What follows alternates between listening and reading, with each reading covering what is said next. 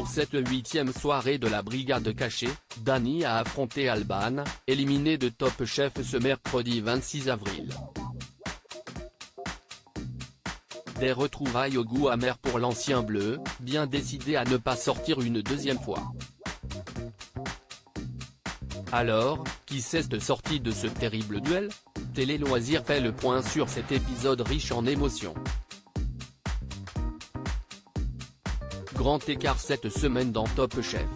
Après nous avoir embarqués au crayon pour une cuisine de palace, le concours culinaire de M6 fait la part belle aux grandes tablées familiales et à leurs plats conviviaux. Pour la première épreuve, c'est le chef Michel Roth qui les a mis au défi sur un produit phare de notre quotidien, les pâtes. Mais avant d'être jugés par le chef meilleur ouvrier de France, les assiettes ont été scrutées par les proches des candidats. Un premier coup d'œil qui a permis à Hugo et Alban de partir avec une petite longueur d'avance, 3 points, talonnés par Carla, 2 points, tandis que Jérémy et Mathieu et Jean et Sarika affichaient un petit point. Après dégustation, Michel Roth a préféré les assiettes de Jean et Sarika, qui ont proposé une raviole tressée agrémentée d'une bisque de poisson de roche, et Carla, qui a brillé avec des berlingots tricolores, les qualifiant d'office pour la semaine prochaine. Top Chef 2023, qui a été éliminé du concours de M6 ce mercredi 26 avril. C'est donc la brigade orange, constituée de Mathieu et Jérémy, et une partie de la brigade bleue, avec Hugo et Alban, qui se sont frottés à la dure loi de l'épreuve éliminatoire. Le pâtissier Julien Dubourg leur a demandé de réaliser une tarte salée ou sucrée sans pâte. Et s'il y en a un qui s'est démarqué sur cet exercice, c'est Jérémy. Le quadragénaire a bouleversé le chef pâtissier installé sur la Côte d'Azur avec sa tarte aux champignons sur un lit de pommes de terre croustillantes façon rösti. Un plat qui a replongé le chef dans un souvenir attendrissant avec sa grand-mère et qui permet aux Montréalais de voir son plat figuré dans les supermarchés partenaires de l'émission des jeudis. Autre candidat à s'être démarqué sur cette épreuve, Hugo, qui se qualifie ainsi pour la suite du concours grâce à une tourte végétale impeccablement maîtrisée. Après dégustation à l'aveugle, Glenn Viel a décidé de sauver l'assiette de Mathieu, qui reste donc dans sa brigade orange, provoquant ainsi l'élimination d'Alban.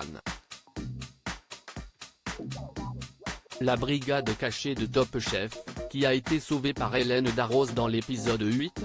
C'est rebosté comme jamais qu'Alban devrait s'être relancé dans ce concours parallèle orchestré par Hélène Darroze. Elle y a retrouvé celui qu'elle avait éliminé de Top Chef quelques semaines plus tôt, Dany, qui est lui-même déjà venu à bout de cet adversaire. Leur objectif ? Faire fondre Hélène Darroze, et son acolyte du jour son cousin Jean-Charles, avec un dessert. Alban a choisi de bousculer complètement le jury avec un tiramisu à l'anchois. Pour la partie technique, elle a également réalisé une tuile glacée qui a disparu sous un jus au cassis et à la mûre. Très perturbés par ce dessert, les deux jurés ont adressé beaucoup d'éloges à la jeune chef de 23 ans. De quoi inquiéter celui qui possède les manchettes rouges tout au long de l'épreuve. De son côté, Dany a misé sur son dessert préféré, la crème brûlée. Le jeune homme a surmonté son dessert d'une barbe à papa qui l'a fait flamber, dévoilant ainsi un 4 en billes de pommes destiné à sa nouvelle mentor. Si la crème n'a pas assez pris et s'est avérée un peu liquide, le dessert a tout de même été décrit comme d'un goût enchanteur. Et c'est donc Dany Ketsar qui a été une fois de plus sauvé par Hélène Darroze. Une chose est sûre, il ne compte pas lâcher ses manchettes rouges de sitôt. À lire aussi Jérémy Falissard, Top Chef, Son père a partagé la scène avec de très célèbres musiciens.